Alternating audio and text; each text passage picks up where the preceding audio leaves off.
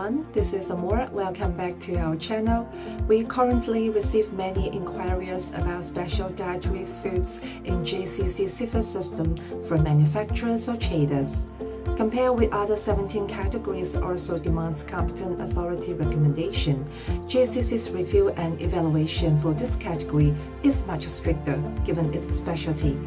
Today's video is focused on the tips for special dietary foods registration.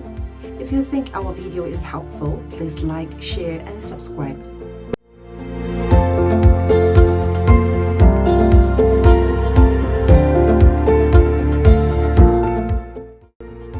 Foods for special dietary use refers to foods which are specially processed or formulated to satisfy particular dietary requirements, which exist because of a particular physical or psychological condition and/or specific disease and disorders, and which are presented as such.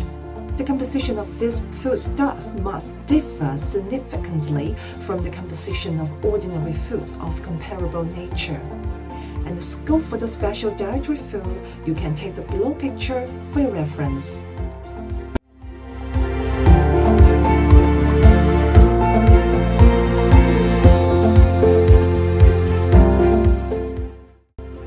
In CIFA registration system, GACC especially set up a section of checking lists only for this category. It is mandatory for applicants to conduct self-inspection in advance to ensure that their products meet the corresponding requirements. The checking list consists of 5 parts. They are enterprise overview, raw and auxiliary materials and packaging materials, production process information, product quality and safety control system, and the final part is declaration.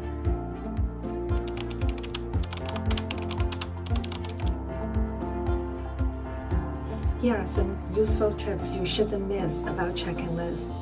The notes of the checking list is easily neglected. Kindly remind you that the submitted materials shall be truly filled out in Chinese or English.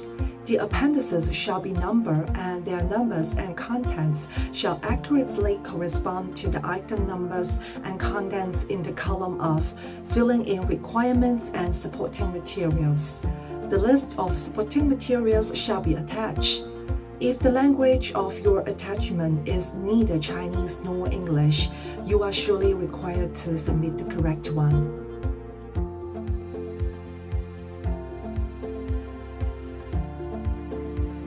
Formula food for special medical purpose includes formula food for special medical purpose and infant formula food for special medical purpose. Shall be registered with the Food and Drug Administration under the State Council before making the decree for its registration. Even though it's not required to submit the relevant certificates in the CIFA system, but the checking list has specific requirements, so we strongly suggest applicants should submit the corresponding certificates.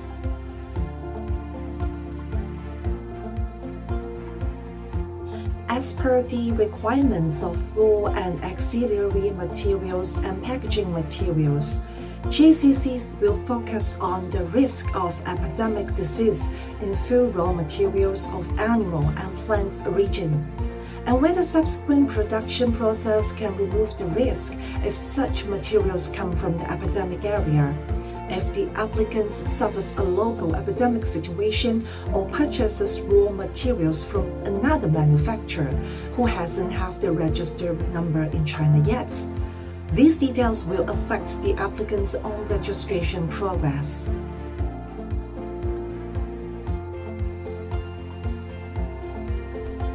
As you can see from the checking list, it has listed many Chinese national food standards, such as National Food Safety Standards Infant Formula, National Food Safety Standard General Rules for Infant Formula for Special Medical Purpose, National Food Safety Standard General Principles for the Formula Foods for Special Medical Purpose, National Food Safety Standard Complementary Food Supplements, etc.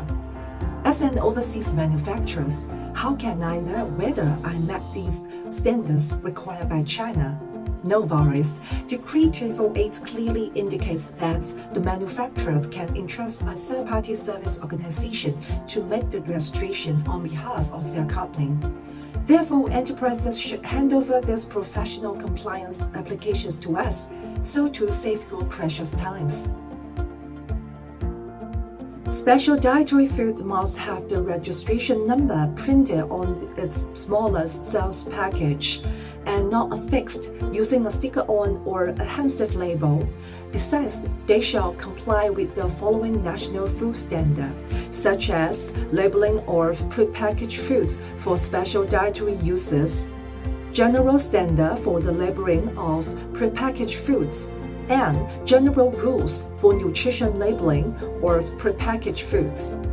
GACC makes it clear that the mandatory labeling requirements under GACC Decree 248 and Decree 249 will apply to foods exported to China that are manufactured after January 1st, 2022. Thus, there appears to be some flexibility with the implementation dates of GACC's mandatory labeling requirements. So much for today's video. If you think our video is helpful, please like, share, and subscribe. GACC Registration Service Organization has well served hundreds of global food enterprises in terms of market access. Please feel free to contact us if you need any consultation service.